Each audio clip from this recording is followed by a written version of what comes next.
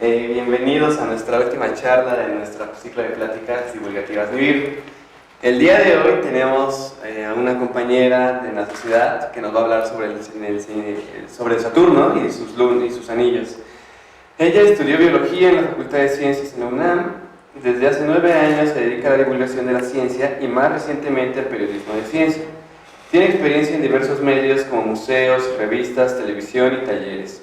Actualmente trabaja en la Dirección General de Divulgación de la Ciencia de la UNAM y escribe para el periódico Universal. Es integrante titular de la Sociedad Mexicana para la Divulgación de la Ciencia y la Técnica de la Red Mexicana de Periodistas de la Ciencia y también es parte de la Dirección de Comunicaciones de la Sociedad Astronómica Nevir. Démosle un fuertísimo aplauso a la compañera. Gracias. Bueno, pues como verán, yo no me dedico a hacer ciencia, no me dedico a hacer investigación. Mi trabajo es hablar sobre la ciencia, ¿no? Y hablar sobre la ciencia es hablar de un montón de cosas, de historia, de arte, y aproveché algunos de estos elementos para armar esta presentación y platicarles sobre Saturno. Y me gustaría saber qué experiencia tienen ustedes con la ciencia y con la astronomía en particular, de qué estudiaron, si es que estudiaron alguna licenciatura o la están estudiando. Me gustaría saber para ir hilando con ustedes la presentación y la charla. Por aquí. Yo estudié periodismo. Periodismo, muy bien. ¿Alguien más? Biología. Química. Física, muy bien. Matemáticas, por aquí tenemos un físico biomédico y... Igual física biomédica. Perfecto, bueno, entonces estamos medio variaditos, ¿no? Y pues creo que podemos ir aportando varias cosas a la charla. Les voy a contar primero por qué elegí Saturno. Bueno, además de que es un planeta, pues yo creo que a todos nos gusta, es visualmente hermoso. Las fotografías que se han tomado con la exploración de Saturno, pues son increíbles. Yo creo que no hay ninguna persona que no se conmueva con esas imágenes. Es muy bello y creo que es un elemento que nos puede acercar a la ciencia por esa belleza que tiene.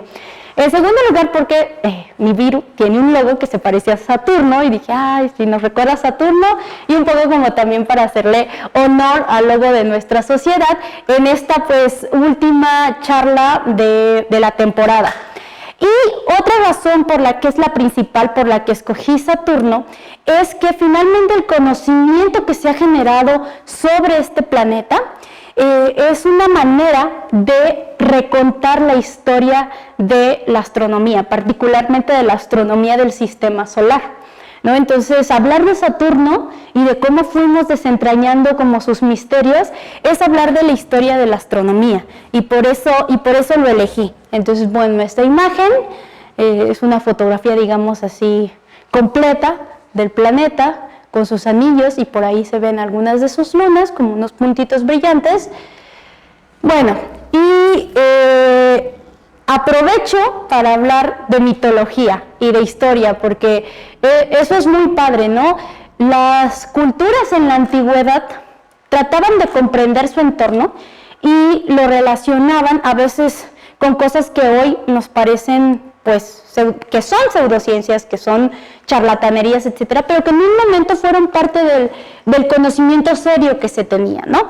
Entonces, ¿cómo es que este planeta que ahora conocemos como un gigante gaseoso con unos enormes anillos recibió el nombre con el que lo reconocemos actualmente? Pues a partir de la mitología griega y romana, que finalmente la mitología romana proviene también de la griega, ¿no? Entonces, Saturno es el nombre que los romanos le dieron al hijo menor de los dioses primigenios, los dioses que dieron como origen al universo y a todo lo que se conocía entonces, que era pues básicamente la Tierra, ¿no? Y lo que llegaban a ver en el cielo durante la noche, obviamente el sol, etcétera. Entonces, ¿quiénes crearon ese universo? Bueno, Gea, que estaba asociada a la Tierra, y Urano, que era el cielo, que representaba el cielo. Entonces, uno de los hijos de esta pareja fue precisamente Saturno, y Saturno resultó rebelarse contra su padre, contra Urano. y entonces se volvió el gobernante de los llamados titanes y titánides, que usualmente no escuchamos esta palabra, es el femenino de titanes. Entonces, cuando hablen de titanes masculinos, es titanes, pero las mujeres también tenían su propia palabra, ¿no? Entonces, es el mismo Cronos que Saturno, solo que Saturno era para los romanos y para los griegos era Cronos, pero es el mismo personaje, ¿no? Cronos fue padre de Zeus para los griegos y Júpiter para los romanos, ¿no? Que después se convirtió en el principal dios del Olimpo, que era donde habitaban los dioses. Esto lo hizo Zeus justamente cuando se rebeló contra Cronos o Saturno, es decir, que le pasó lo mismo que le hizo a su papá, ¿no? Y es como, este es el linaje. Si solo vemos a los varones, pues Urano es el abuelito, el hijo es Cronos o Saturno y el nieto es Zeus o Júpiter. El nombre Saturno se lo dieron precisamente los griegos y su historia, digamos, terminó cuando su hijo Júpiter o Zeus lo encerró en un lugar llamado el Tártaro, ¿ok? Y como les decía, a mí me gusta mucho pues hilar las cosas de mitología, ciencia, astronomía con el arte, y fíjense cómo lo representaron en dos ocasiones distintas dos grandes artistas.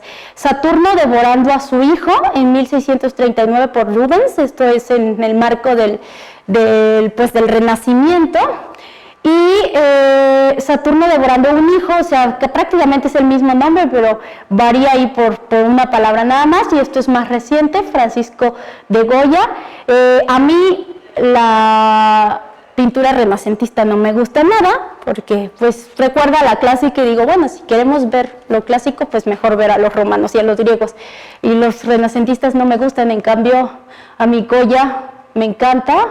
Vean cómo Goya hace mucho esto, o sea, en expresiones como la cara y los ojos, pues proyecta el terror, el miedo, la violencia, y es uno de mis pintores favoritos, y lo puse aquí porque, además de que se relaciona con el tema, porque yo cuando fui a España, a Madrid, fui tal cual a buscar esta pintura y otras de Goya porque me gusta mucho, y está en el Museo del Prado, y bueno, así como que fue lo máximo para mí, ¿no? Haber visto esta obra pues en vivo y a todo color. Bueno, esa es la parte mitológica e histórica, artística asociada a Saturno.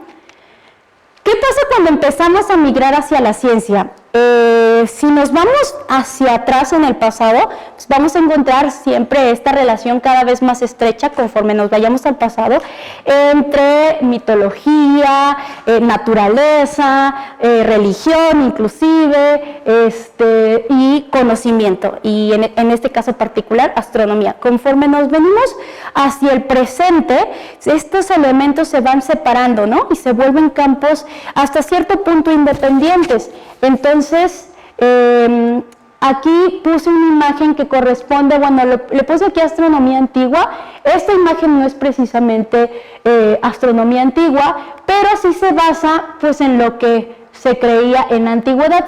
¿Por qué no es una imagen de la antigüedad? Bueno, porque ya es más bien después de nuestra era que se hizo. Entre el año 100 y 170 después de nuestra era vivió un señor que se llamó Claudio Ptolomeo, un griego, ¿no? Y él es uno de los que propuso un modelo para explicar de qué manera se relacionaban unos con otros los astros que hasta ese momento se conocían.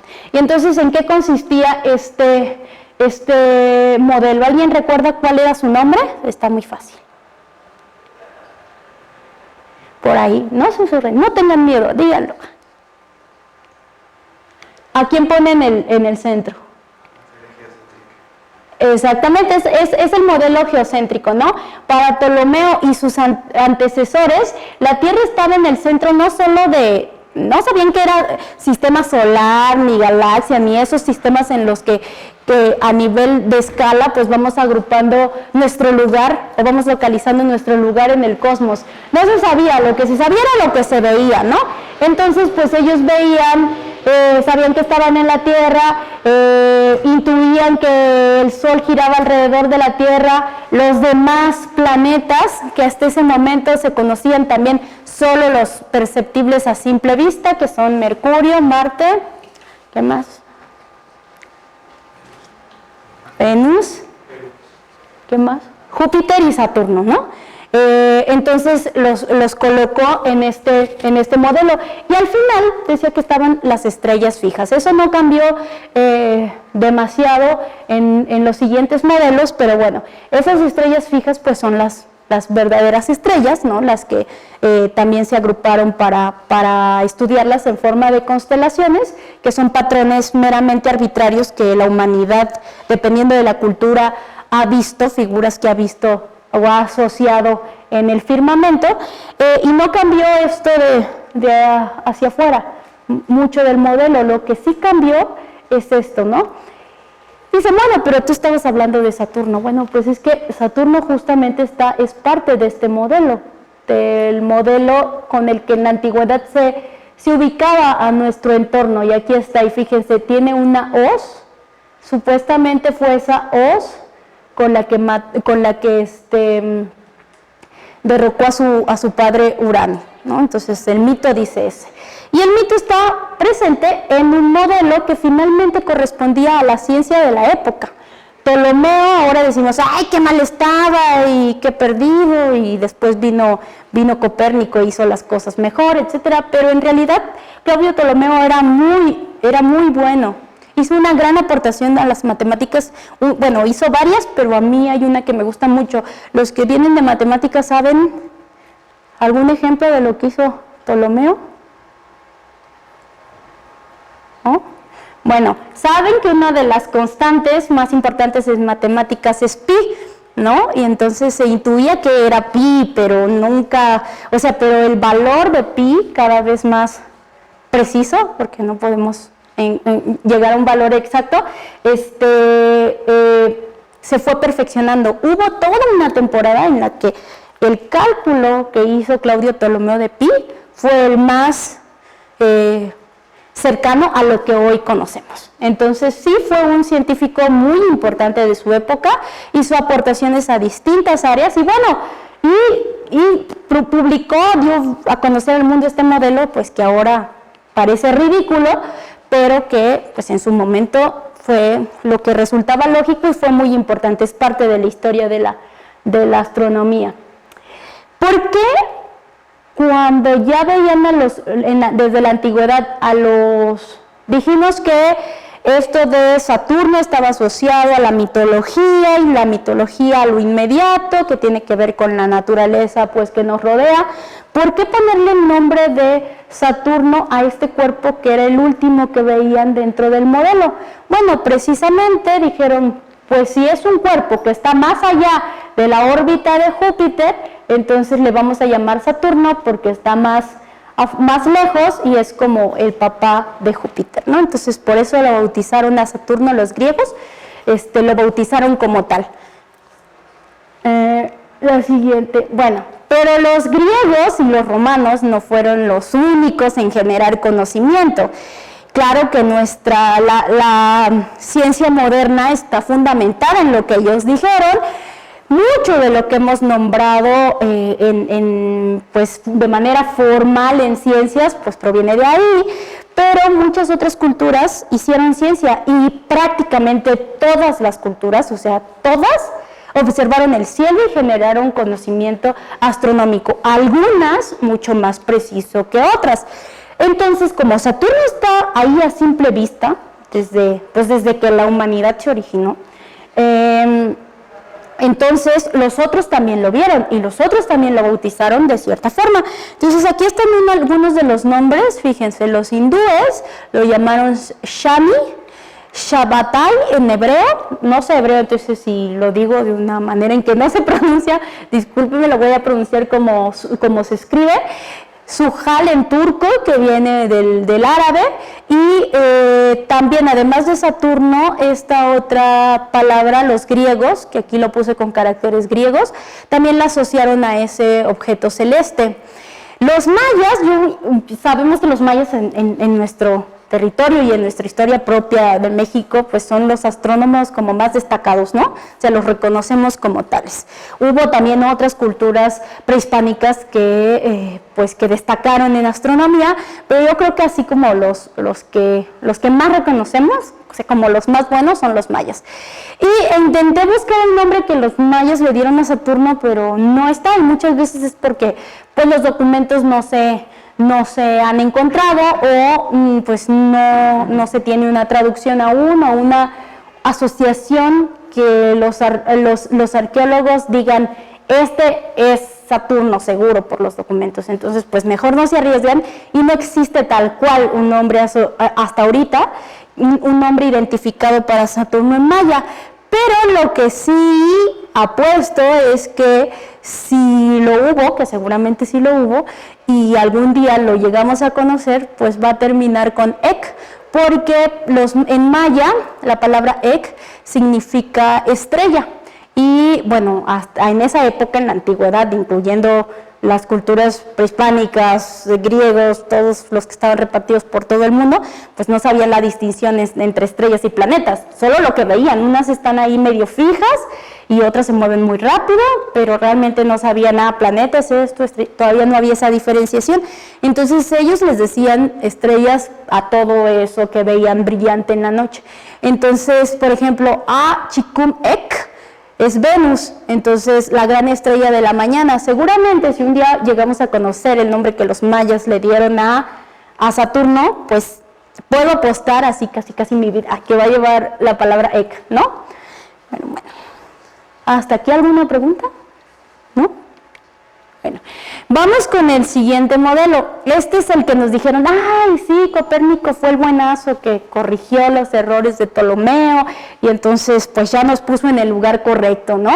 O sea, al centro de todo el modelo, pues el Sol y alrededor lo conocido, ¿no? La Tierra con su luna, Mercurio, Venus, por acá. Creo que sí, este es Marte, Júpiter con 4 puntitos porque ya se conocían sus 4 lunas de mayor tamaño. ¿Alguien se sabe los nombres de esas 4 lunas? ¿Que las quiera decir? ¿O al menos una de ellas? Io. Una de ellas es Io. ¿Qué dijeron otras dos? Ganímede, ajá. Calixto ahí. Perfecto, entonces, y después está por aquí está Saturno, otra vez. Hasta Copérnico, que publicó este modelo en 1543, pues se seguía, los límites conocidos eran lo mismo, ¿no? O sea, acá están las constelaciones, las estrellas, y lo último que se creía antes de esas estrellas fijas era Saturno. Hasta ahí llegaba la capacidad de observación. Y bueno, lo que cambió básicamente el modelo de Copérnico es la ubicación de la Tierra respecto al Sol, ¿no? Bueno, pues ya nos vamos acercando a un modelo pues más ajustado a la realidad que ahora conocemos a través de una ciencia mucho más consolidada. Bueno, este es otro modelo que no difiere tanto del de Copérnico, de hecho corresponden al mismo siglo. Copérnico publica en 1543, o sea, podemos considerarlo la primera mitad del siglo XVI, y en la segunda mitad del siglo XVI, un astrónomo de origen danés, Tycho Brahe, perdonen mi danés, tampoco sé danés, propuso que es pues muy parecido, ¿no? Pero, ¿qué diferencias ven ustedes de este modelo? Obviamente este es como un diseño muy actual, pero que retoma lo que fue como un dibujo. ¿Qué diferencia ven? Lo que se ve es que se pone a la Tierra en el centro del universo, pero el Sol, todo lo demás orbita alrededor del Sol. Exacto. A mí, o sea, eso me llama mucho la atención, o sea, sigue viendo esta sensación de que nosotros somos el centro del universo, ¿no? Pero algo que también me gusta es que da mayor sensación de movimiento, ¿se fijan? O sea, ya no está como todo de veras en torno a un solo centro, sino que esto ya está movido, hay unas flechitas aquí como que indican movimiento, y eso es súper importante, porque el movimiento y describir el movimiento de los astros fue una de las cosas más importantes en astronomía. ¿Ok? ¿Qué otra cosa ven? Si analizamos el modelo de Tycho, le voy a decir porque su apellido es muy difícil para mí, el de Copérnico y el de Ptolomeo, ¿qué otra cosa ven que tenga en común?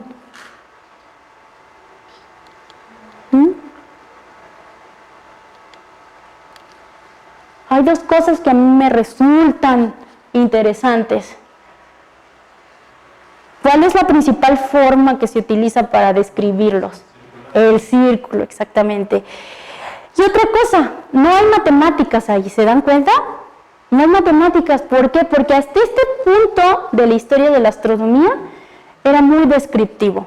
No digo que otras culturas no lo hayan hecho, o sea, o que no hayan tenido datos muy precisos de los periodos de traslación de los planetas, claro, porque eran finalmente la base de los calendarios, y si no sabías cuándo tal objeto se colocaba exactamente en determinada posición y eso te decía que ibas a empezar a sembrar o tenías que cosechar, etcétera, pues estaban perdidos, ¿no?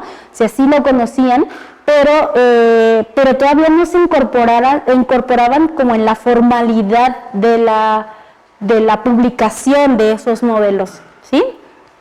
Ok, y a mí eso me parece increíble, porque eso de incorporar las matemáticas fue como un gran salto, y aquí los matemáticos pues deben estar así como orgullosos de sus aportaciones, ¿no? Bueno, entonces todo esto igual obviamente en todos estos modelos estaba ahí presente Saturno, por lo mismo, a simple vista se notaba y tenía que estar presente en el modelo. Pero ya migrando un poco más, concentrando la charla en Saturno, fíjense que estuvo muy chistoso la primera vez que alguien lo vio y lo describió a través de un telescopio. O sea, el telescopio, no es que Galileo haya inventado el telescopio y a él se le deba 100% el uso de ese instrumento. Galileo lo perfeccionó, pero es una tecnología que desde antes se utilizaba principalmente para la navegación. Y si mal no tengo entendido, fueron las culturas de Oriente, por decir de alguna manera China, ¿no?, quienes inventaron el telescopio. Entonces se usó para la navegación, y pues a Galileo se le ocurrió, pues en lugar de solo ver ahí en el mar y todo eso, pues dijo, pues, ¿qué tal si me pongo a ver los astros con esta cosa, no? Entonces le hizo ahí unas adecuaciones para volverlo mucho más potente, y fue Galileo en el siglo XVII, particularmente en 1610, que publicó sus observaciones de Saturno, y lo que publicó fueron dibujos semejantes a esto. O sea, se ve muy chistoso, ¿no? Lo dibujó. A Júpiter lo había visto así como una bola grandota, y había visto también sus lunitas, ¿no?, las 4 que dijimos que son las más grandes, como puntitos ahí rodeándolo. Pero vio Saturno y se encontró con una bola grandota, igual que Júpiter, pero acompañado de 2 bolitas chiquitas prácticamente pegadas. Bueno, no chiquitas, más bien más chiquitas que esta, pero muy grandes, porque en el caso de las lunas de Júpiter, pues las había visto mucho más pequeñas, ¿no? Y esto así dijo, ¿qué es eso? Parecía como un planeta triple, o como un planeta con 2 lunas gigantescas. Entonces no supo de qué se trataba, lo reportó pues como lo vio, con este tipo de dibujos, y algunos dicen que se parecía más al dibujo que hizo como un Mickey Mouse moderno, ¿no? Y esto se debió obviamente a la definición del instrumento utilizado por Galileo. Y posteriormente lo que sí se descubrió es que los anillos son precisamente unas estructuras que están alrededor del planeta sin tocarlo, ¿no? esto no fue lo que vio Galileo. Después se vio que son los anillos, pues unas estructuras que están alrededor del planeta sin tocarlo. ¿Hasta aquí alguna pregunta? ¿No? Bueno. Y después, retornando como a la generalidad, vino pues un alemán que fue Johannes Kepler, que también es con él donde precisamente da el salto la astronomía, ¿no? Es la primera vez que en la ciencia occidental, la ciencia como la conocemos hoy, se incorporaron matemáticas para describir el movimiento de los planetas. Yo aquí solo puse una imagen. Si se fijan, este modelo ya empieza a ser distinto porque ¿qué figura es esto?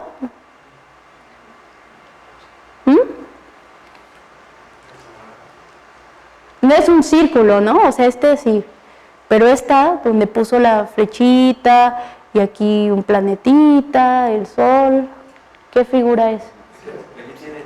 Es una elipse, ¿no? O sea, es algo completamente distinto a un círculo. Los matemáticos saben más de eso, pero una elipse... No, o sea, obviamente le podía dar perspectiva en un dibujo, no se nota, pero lo curioso de la aportación de Kepler es que cuando ya lo formula a manera de leyes, o sea, 3 leyes que publica en 2 partes, la primera y la segunda en un libro llamado Astronomía Nova en 1609 y 10 años después publica la tercera en otro libro que se llama Harmonices Mundi. Es ahí donde mete las matemáticas y no describen un círculo, ¿no? ¿Listo? Bueno, entonces para mí Kepler es así como el primer gran astrónomo que incorpora las matemáticas a sus modelos. Luego vino otro, ay, perdón, se me fue una E aquí, perdón, no es Huygens, pero aquí no se me fue, perdón, error de dedo. Kepler es el primero, lo puse porque es el primero que describe matemáticamente los movimientos de los planetas, formula estas leyes, etcétera, ¿no? Y retornando, o sea, yo estoy yendo como de lo general a lo particular de Saturno una y otra vez, ¿no? Porque así es la ciencia, o sea, mientras alguien está formulando algo, el otro está observando con el telescopio, ¿no? Y las distintas aportaciones se van entrelazando. Entonces, en el mismo siglo, o sea, en el siglo XVII, en 1659, un astrónomo neerlandés llamado Christian Huygens se convirtió en el primer gran estudioso del Señor de los Anillos. Claro, el Señor de los Anillos lo llamamos ya ahorita. Es una manera que lo puse como para variarle y no estar usando Saturno tanto, ¿no? en el texto. Pero para mí es el primer gran estudioso de ese planeta. O sea, Huygens realmente se concentró en ver y describir a Saturno. Y fue el primero que dijo, esto es un anillo. Entonces, eso que Galileo describió como 2 bolas ahí pegadas y dibujó así como un planeta triple o un planeta con 2 lunas enormes, eso ya lo definió Huygens con un telescopio mucho mejor que el de Galileo y dijo, se trata de un anillo, pero él pensó que era un anillo sólido y lo dibujó y bueno, lo que vio fue un anillo plano y delgado, que realmente sí las estructuras realmente son planas y es una estructura muy, muy delgada si la vemos como en el plano vertical, ¿no? Es muy, muy ancha, pero sí es muy delgada. Pero la idea en ese momento, así como lo vio Huygens, es que era un anillo sólido y lo más impresionante es que lo vio y lo describió en esta obra que se llama Sistema Saturnium, ¿ven? Así, o sea, es como un paper dedicado así a Saturno, lo describió como una estructura que estaba rodeando al planeta pero no lo tocaba, que es precisamente, sigue siendo como la definición de los anillos de Saturno, ¿no? Nada más que el detalle es que pensó que era sólido. Además, Huygens, como el primer gran estudioso de Saturno, descubrió a Titán, que es la mayor de las lunas de este planeta, pero además la segunda más grande del sistema solar, precisamente después de Ganímede, que es el satélite más grande de Júpiter y el más grande del sistema solar. ¿Ok? Bueno.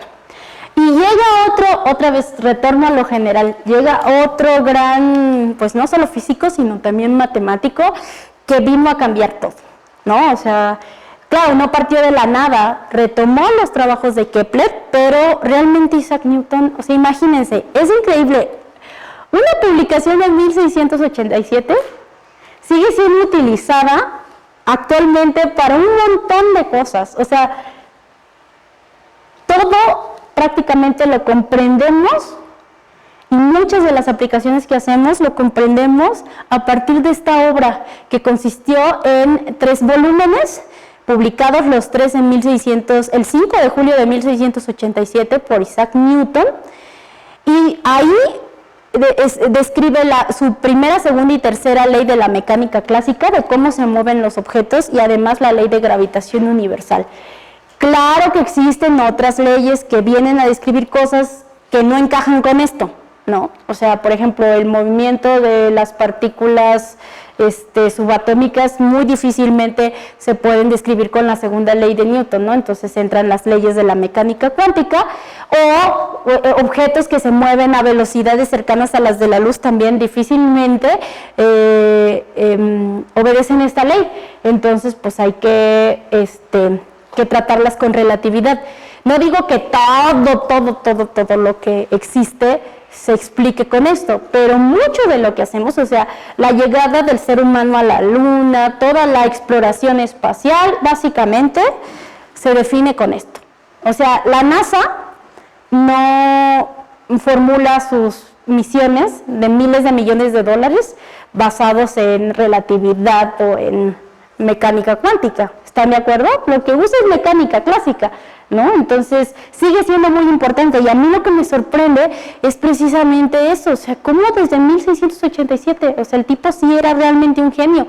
Y bueno, lo puse justo antes de hablar de la exploración. Mucho pasó, obviamente, entre Isaac Newton, 1687, y los Principia Mathematica. Mucho pasó de eso a la primera vez que hubo un sobrevuelo sobre Saturno, que fue por parte de la sonda Pioneer 11. Hubo muchas aportaciones, observaciones, descubrimientos de satélites de Saturno, muchos astrónomos involucrados, pero es este salto precisamente de acá a acá, por lo que implica las leyes de Newton para la exploración espacial, porque se fundamenta la exploración espacial en todo lo que Newton publicó en los Principia Mathematica, ¿no? Por eso hice ese salto. No me estoy comiendo toda esa ciencia pero si les contaba la historia completa de los descubrimientos sobre Saturno, pues íbamos a estar aquí como toda la tarde y tenía que ahorrar tiempo. Entonces dije, ¿quién? Ay, pues mi puente es Isaac Newton, ¿no? Entonces, Pioneer 11, que tenía destino Júpiter, bueno, hizo ahí unos movimientos y aprovechó para sobrevolar Saturno. Después las ondas Voyager 1 y Voyager 2, que son gemelas, son igualitas, pero una fue lanzada en 1980 y otra en 1982, y las dos tenían como misión llegar hasta los confines y más allá del sistema solar, y siguen ahí, ¿no? Siguen volando, por el espacio. Bueno, estas ondas también hicieron sobrevuelos.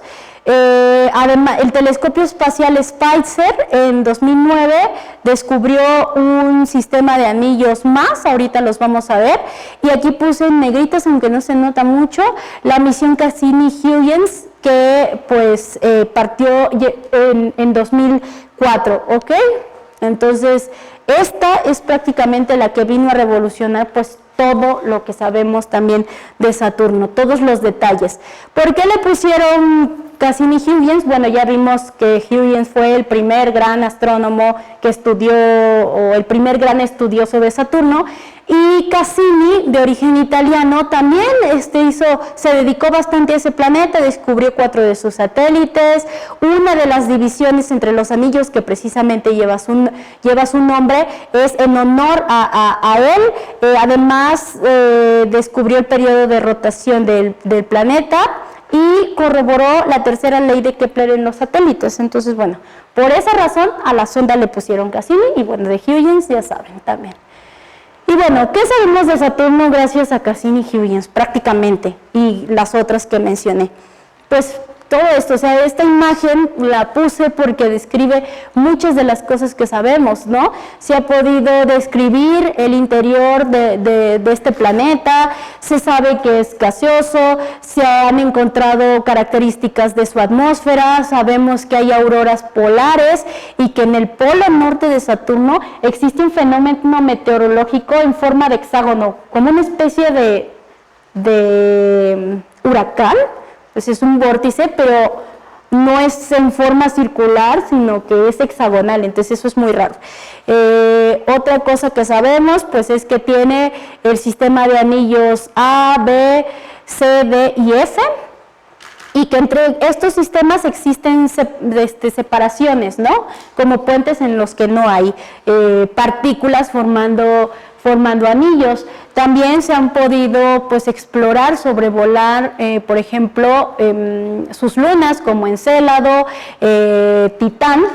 La misión se llamó Cassini-Huygens porque Cassini era en sí como el vehículo, con la antenita y todo, que estuvo sobrevolando, orbitando, etcétera.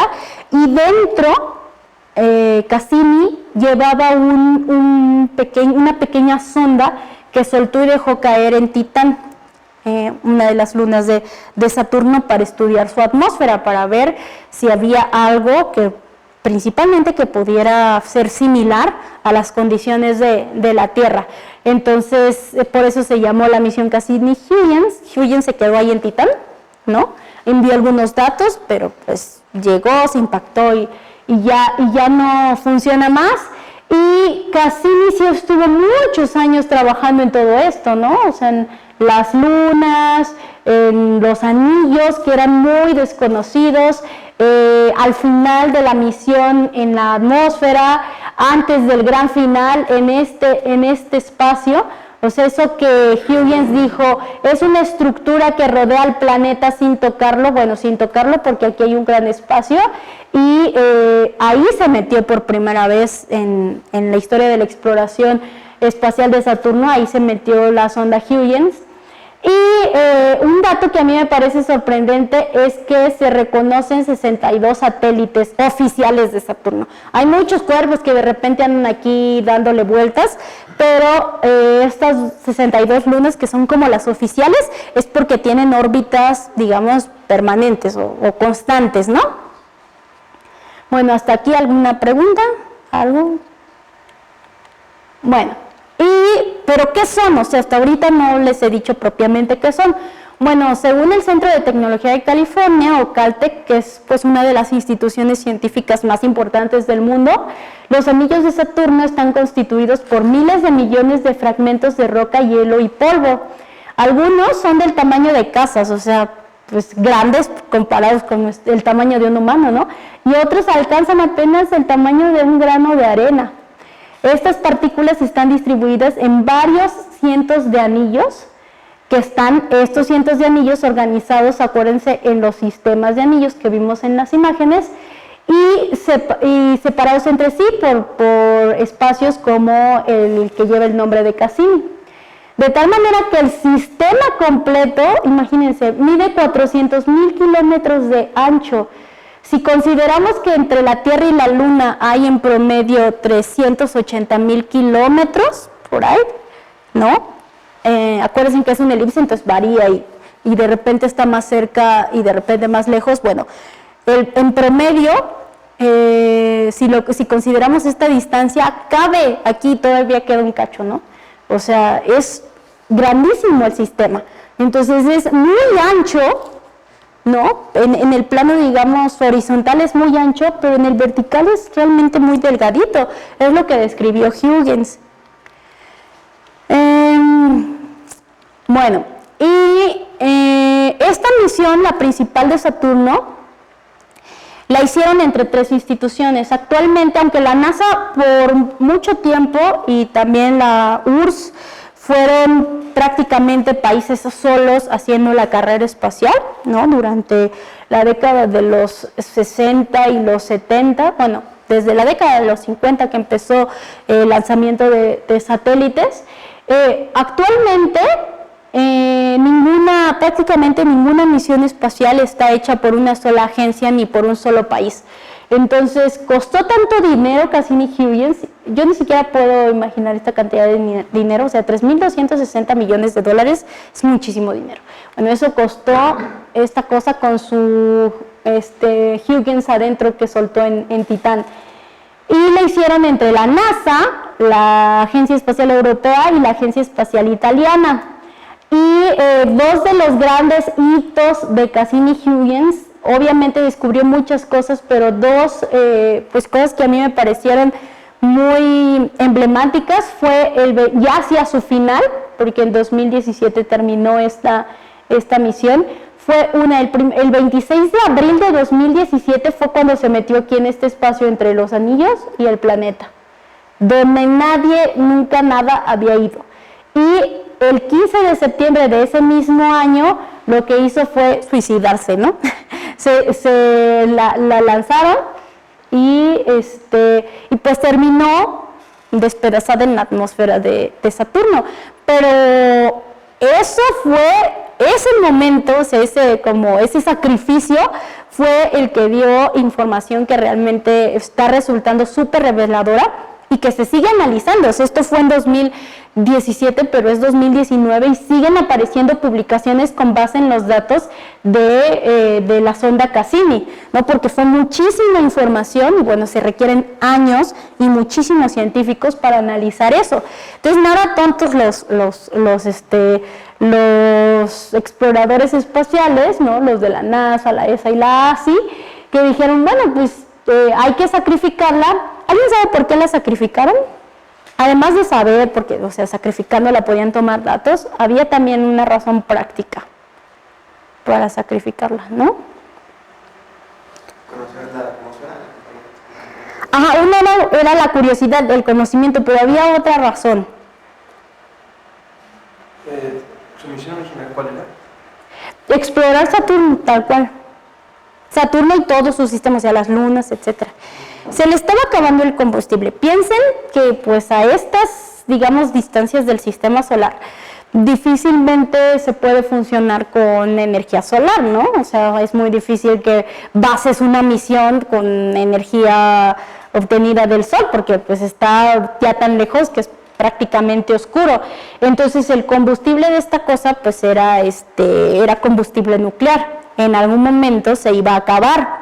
¿Y qué pasaba si se iba a acabar? Bueno, esto se iba a convertir en basura espacial y existía el riesgo de que terminara chocando sus restos con algún elemento del sistema. Entre esos elementos las lunas, ¿no? O sea, aquí da igual, aquí nada puede vivir, no, o sea, no puede pasar nada, pero sus lunas son rocosas, sus lunas podrían tener condiciones similares a las de la Tierra y adivinar si inclusive vida, ¿no? O sea, de las más grandes apuestas que tienen los exploradores espaciales de buscar condiciones similares a las de la Tierra dentro del mismo sistema solar son las lunas de planetas como Saturno y Júpiter. Entonces, esto pues era prácticamente basura y contaminación. Entonces los del proyecto nos iban a arriesgar a comprometer eso. Entonces lo que hicieron fue, pues vamos a tener que sacrificarla, hacemos que se zambulla aquí y mientras se zambulle pues tomamos datos y matamos como 2 pájaros de un tiro, ¿no? Bueno, 2 son una, ok. ¿Cómo se formaron esos anillos? Con lo que ha recabado, o sea, la información que ha recabado Cassini, o que recaba más bien Cassini, pues se ha comprobado, no es que se haya comprobado, sino que apunta a la hipótesis más aceptada sobre el origen de los anillos. Entre los astrónomos, pues la mayoría coincide en que se formaron a partir de la colisión de pequeñas lunas de hielo, cuyas órbitas alrededor de Saturno fueron alteradas por el paso de un asteroide o de un cometa. Es decir, había ahí unas lunas de hielo rondando Saturno como lo hace nuestra propia luna, y de repente pasa una cosa pues como un cometa o un asteroide, las viene así a alterar y entonces todas empiezan a chocar unas con otras, ¿no? Y esto pudo haber ocurrido hace unos 100 millones de años. Esto es realmente muy poco tiempo si consideramos que Saturno, junto con todo el sistema solar, incluida nuestra Tierra, tiene una edad de unos más de 4.000 millones de años. Entonces 100 millones de años es relativamente poco tiempo, ¿están de acuerdo? Entonces son estructuras de ese planeta muy jóvenes, en realidad. Lo más sorprendente es que, según datos de Cassini y una investigación publicada a finales de 2018, o sea, muy recientemente, estos anillos no solo son muy jóvenes, sino que están en peligro de extinción y en un tiempo también relativamente rápido van a desaparecer por completo. Esta investigación fue, como les decía, fue publicada a finales de 2018 en una revista que se llama Icarus, que es una revista de astronomía, pero especializada en astronomía del sistema solar, y lo publicaron con base en datos de Cassini y también con observaciones hechas desde la Tierra. El estudio lo encabezó un investigador muy joven, o sea, algo así como un estudiante postdoctoral, o sea, ni siquiera era investigador, digamos, titular, del Jet Propulsion Laboratory, que es uno de los principales centros de la NASA, ¿no? Ese centro es, pues, quien desarrolla muchos de los instrumentos que se incorporan a las misiones espaciales de la NASA. Entonces este chico y sus colaboradores, y lo cuento estos detalles de él porque realmente es otra de las cosas que a mí me sorprende, o sea, cómo hay esta sensación de que los grandes descubrimientos o las grandes aportaciones de la ciencia la hacen gente mayor que ya lleva mucha trayectoria, no sé, los científicos ya, por decirlo de alguna forma, viejitos, ¿no? Y hay mucha gente joven haciendo cosas muy pronto, ¿no? Entonces creo que, pues si ustedes, sobre todo que están estudiando carreras científicas y que a lo mejor se quieren dedicar a la investigación, es un poco como motivarlos a que busquen ese tipo de oportunidades porque sí se dan. Entonces, bueno, para no hacerles el cuento largo, la sonda Cassini, cuando se sumergió, ¿no? Cuando se suicidó, voy a usar esa metáfora, tomó datos de las partículas que había en la atmósfera y también de las que había aquí cerca de la atmósfera entre los anillos. Y con esos datos los analizaron y se dieron cuenta que había partículas que se estaban yendo de aquí, de los anillos, hacia el planeta, como si cayeran en forma de lluvia, y caían justamente lo que se estaban descomponiendo el material de los anillos y cayendo hacia el planeta, principalmente en forma de agua y silicatos. Entonces eso fue muy impresionante, ¿no? O sea, hay como una especie de lluvia de anillos en Saturno. Pero los científicos, y por eso me gustó también, elegí hablar de Saturno, los científicos tienen que ir más hacia la segura, o sea, no se pueden atrever a decir cosas sin tener tanta evidencia. Entonces los datos de aquí eran fuertes, pero no podían, fue una de las notas más sonadas en ese momento, y decir, ¡ay, los anillos de Saturno van a desaparecer! Pues fue así como que el mundo se conmocionó.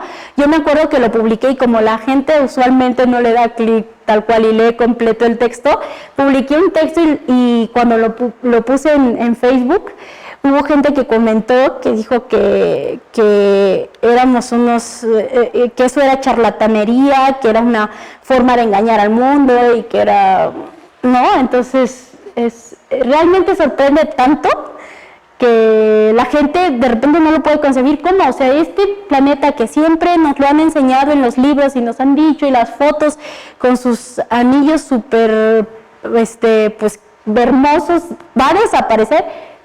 Sí va a desaparecer según estos datos de Cassini, y además según datos obtenidos por uno de los telescopios Keck, que está ubicado en Hawái. Los investigadores no se iban a confiar y entonces dijeron, bueno, esto nos está diciendo Cassini, ¿qué nos dice el telescopio? Entonces, con tecnología de infrarrojo, lo que hicieron fue ver si había un flujo de partículas, o sea, luz infrarroja que estuviera sugiriendo ese flujo de partículas, esa lluvia de anillos. Y justamente lo que sucede en la atmósfera de Saturno, según estos datos de infrarrojo, es que al momento de que empieza a haber esta lluvia, esta supuesta lluvia hacia el planeta, las partículas se cargan eléctricamente, entonces forman un patrón que los investigadores interpretaron como eso, como una lluvia que está yendo de los anillos hacia el planeta. Y entonces James O'Donoghue, que es este chico, estudiante postdoctoral de la NASA que lideró el proyecto, dijo que ellos estimaban que cada media hora la lluvia, que en inglés escribieron como rain, y que después alguien me dijo, no existen las lluvias de anillos. Bueno, pero usaron este término y como que yo pensé que la traducción más fiel era lluvia de anillos. Bueno, este fenómeno que en inglés llamaron rain y que muchos medios tradujimos como lluvia de anillos, drena de estas estructuras una cantidad de agua equivalente a una alberca olímpica cada media hora. Y si este fenómeno continúa así por los próximos 100 a 300 millones de años, pues los autores del estudio calculan que Saturno en ese tiempo perdería sus anillos. Entonces, ese tipo de cosas, o sea, ¿no les parecen de veras impresionantes? O sea, la forma en que construyen, observan, arman las hipótesis y demás, bueno, a mí sí. Y justo para ejemplificar nuevamente de qué manera las grandes exploraciones espaciales como la de Cassini pues brindan mucha información que durante años da origen a publicaciones, pues recientemente, o sea, a principios de abril de este año, salió una publicación en Science en la que los científicos describían unas lunas anidadas en los anillos, o sea, como entre los espacios que dijimos que separan a los distintos sistemas. Bueno, ahí hay unas lunitas, mini lunas, se llaman Pan, Dafne, Atlas, Pandora y Epimeteo, y son unas lunas que miden entre 8 y 116 kilómetros de diámetro, y su forma es como la de una papa o como la de un platillo volador, o sea, tienen formas así bien caprichosas. Bueno, con datos de Cassini describieron mucho más estas mini lunas y es una de las publicaciones en Science de principios de abril de 2019. Y para finalizar, solo para que den cuenta de todo lo que una sola misión con base en las leyes de Newton, el conocimiento de Kepler, la descripción matemática del movimiento de los objetos celestes, cómo esta cosa se fundamenta en eso, o sea, en todo lo que desde la antigüedad se describió como un modelo ptolomeico, hasta este momento, un proyecto que dio lugar a 3.616 papers publicados hasta el momento del final de su misión y que siguen publicándose, como los últimos dos que les digo, que no entran a este conteo y que siguen dando, y todavía hay un buen de datos que no se han analizado todavía, pues cómo es resultado de eso, ¿no? De siglos de estar cambiando de modelos, pasar de los modelos descriptivos a los modelos matemáticos, a leyes, ¿no? Y pues finalmente a un montón de dinero, porque es muchísimo dinero invertido en generar nuevo conocimiento, pero también un conocimiento, o sea, tratar de llegar a Saturno para estudiar sus anillos, pasarse por aquí, sumergirse, sobrevolar las lunas y eso, son muchos retos.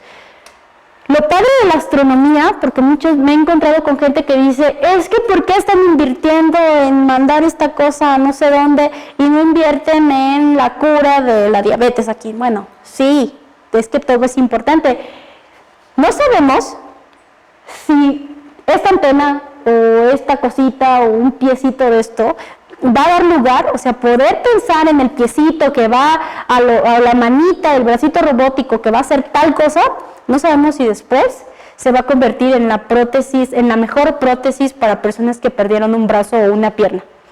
Es decir, el reto que implica llegar hasta un sitio así de remoto nos lleva a inventar cosas que muchas veces usamos ya después en la vida diaria, ¿no? Entonces sí vale la pena invertirle todos esos miles de millones de dólares a una cosa que aparentemente está tan lejana. Además, pues todo lo que nos maravilla, o sea, saber esto de las auroras polares en Saturno, pues es hermoso, o sea, también es el componente de la belleza que es algo de lo que no nos podemos desprender como humanos. Y finalmente, también una cuestión práctica, nadie sabe si las minilunas de aquí, el hielo de los que están hechas las partículas que conforman a los anillos, van a ser recursos hídricos que vamos a utilizar en el futuro, ¿no? ¿Quién sabe de dónde venga el agua que utilicemos dentro de 2 siglos, a lo mejor de los asteroides? No sabemos qué hay allá, ¿no?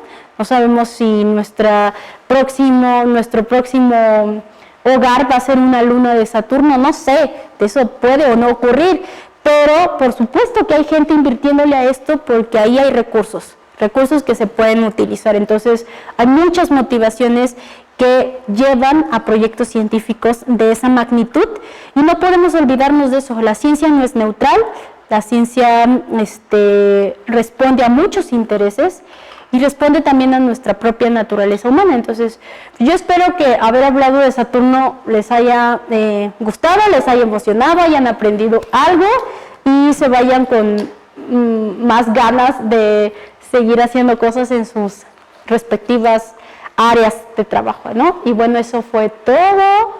Si tienen alguna duda, este es mi correo Nibiru y pues soy bastante activa en Twitter. Y ahí posteo las cosas que voy publicando en el Universal o cosas que surgen en mi trabajo de comunicación de la ciencia.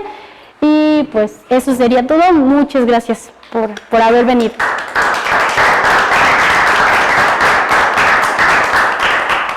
¿Preguntas? ¿Comentarios? Vamos, Saturno es un planeta impresionante y seguramente les tendrán muchas preguntas sobre los anillos, sobre las lunas, sobre Saturno, sobre la sonda Cassini. Anímense con alguna preguntita que ¿La forma hexagonal solo se encuentra en un polo o también se encuentra en No, solo en un polo, en el norte, ajá, polo norte. Que de hecho no se sabe por qué tiene una forma de... Ajá, no, eso es como algo rarísimo. Sí, ¿Alguien más? Bueno, un comentario, lo que sea. ¿Alguna vez lo han visto con telescopio? Es súper bonito, ¿no? Bueno, le hacemos entrega de una constancia a nuestra compañera Carmina. Ay, gracias. Gracias. Gracias. Y bueno, pues con esta plática concluimos nuestro ciclo tanto el ciclo de conferencias como ciclos de pláticas divulgativas. Todavía nos quedan algunas actividades este semestre porque nosotros como sociedad planeamos actividades cada semestre, quedan algunas observaciones por ahí, entonces los invitamos a que nos sigan en nuestras redes. Estamos como en Facebook y en Twitter como Sociedad Astronómica o @NibiruAstro. @NibiruAstro. En Twitter, en Instagram también. Y en Facebook, ajá. Para que nos busquen y se enteren de las actividades que nos quedan y los invitamos a que se integren y que participen en nuestras próximas actividades. Muchísimas gracias.